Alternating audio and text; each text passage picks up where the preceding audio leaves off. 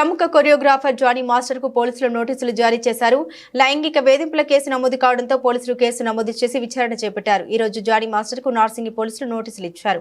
పోలీసులు ఈ రోజు బాధితురాలి స్టేట్మెంట్ ను రికార్డు చేశారు. అనంతరం ఆమెకు వైద్య పరీక్షలు నిర్వహించారు. మరిన్ని ఆధారాల కోసం పోలీసులు బాధితురాలి ఇంటికి వెళ్లారు.